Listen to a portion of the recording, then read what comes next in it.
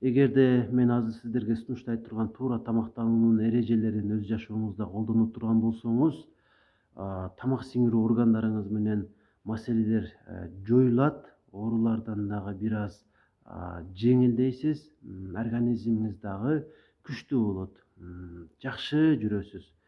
Бул нерселерди мен өзүм ойлоп тапкан жокмун. Дүйнөлүк ири окумуштуулар, Япон окумуштуулар, Америкалык окумуштуулар, Европа, кыскасы акылы кумдардын буга чейинки адамзаттын бардык ушундай тамактануу боюнча билген эрежелерди, тутунган эрежелеринин ушулардын баарын жыйындысын чогултуп туруп, эң жакшыларын бизге берген, сунуштаган.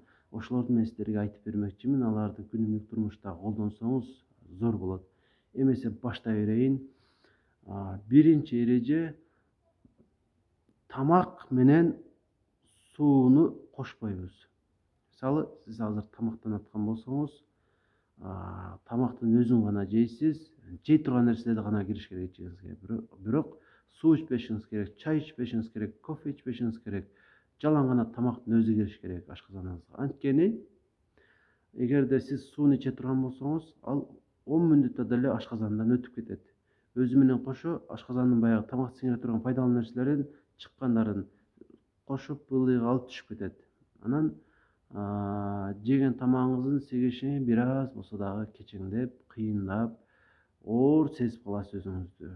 Негизи адам эң көп энергияны тамак сиңирүүгө коротот. Муну буга чейин билбесеңиз керек, андай болсо билип алыңыз. Ошол адам негизги энергиясын ушул нерсеге коротот. Андыктан кечке эле жей бергенден пайда жок. Кийинки эреже: эгерде сиз кыйналып аткан болсоңуз, ооруп аткан болсоңуз, чарчап аткан болсоңуз, дискомфорт болуп атса, дене табыңыз чыгып аткан болсо, ушул сыяктуу сизди кыйнап аткан нерсе болуп атса азыркы учурда, ошол убакта эч нерсе жебей туруш керек. Тамак жебейсиз такыр. Жакшы болушуңузду күтүң. Жаныбарлар билесизби, ооруп калса эмне кылышат? Алар эч нерсе жебей коюшат, ачка жүрө беришет. Ошентип алар өздөрүн өздөрү дарылап алат. Табиятынан ошондой. Бир гана адам баласы андай эмес. Напсисин эч качан тыйбайт. Ошондуктан сунушум ушул: тамак жебеңиздер. Эч чукур дегенде жарым саат жатып, эс алып, андан кийин гана тамак жесеңиз болот. Тамак жештен жарым саат мурда бир стакан суу ичип алсаңыз жакшы болот. Анан тамак жеп бүткөндөн кийин дагы бир саатка чейин, эч чукур дегенде жарым саатка чейин суу ичпей турсаңыз, чай ичпей турсаңыз жакшы болот.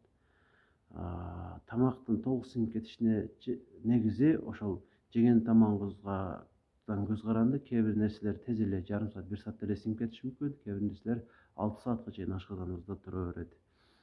Ошондуктан өзүбүзгө, организмибизге жардам кылышыбыз керек. Кантип жардам кылышты айтып атам. Дагы суюктукту обязательно, сөзсүз түрдө ичиш керек. Эң кеминде 1 литр деп айтам мен. Негизи 3 литрге чейин деле жакшы болот. Бирок тамак менен аралаштырбай, өзүнчө ичсеңиз жакшы болот. Анан мурдагы бир видеодо айтып өттүм эле, тамактануу убактысы чектелүү болгону өтө жакшы деп. Мисалы, күндүн 10-15 саатын дейли, 15-16 саатын ачка өткөрүп туруп, калган 8-9 сааттын ичинде 2 же 3 жолу тамак жеп алсаңыз өтө сонун болот. Ошол убакта организмиңиз өзүнөн өзү эс алып, жеңилдеп калат, оорубайсыз. Негизги идеялары ушул. Башынан санап өтүп коеюн. Тамак менен сууну бири-бирине кошпойбуз ичип жегенде. Кыйналып атканда, ооруп атканда, акылыңыз менен деле кыйналып атышыңыз мүмкүн, стресс болуп атышыңыз мүмкүн. Ошол маалда дагы тамак жебей турабыз. Анан дагы аутофагия эрежесин колдонобуз. Ага ылайык күндүн 7-8 саат же 9 саат, ашып кетсе 10 саат ичинде тамак жейбиз, дагы калган 14-15 саатта ачка жүрөбүз. Ушул 3 эрежени балким 3 эле күн өзүңүздүн жеке тажрыйбаңыз менен аткарып көрүң да, анан кандай болгонун мага айтасыз. Ушул видеону сохранить кылып коесуз дагы, бир күн болсо дагы же 2 күн болсо дагы аткарып көрүң.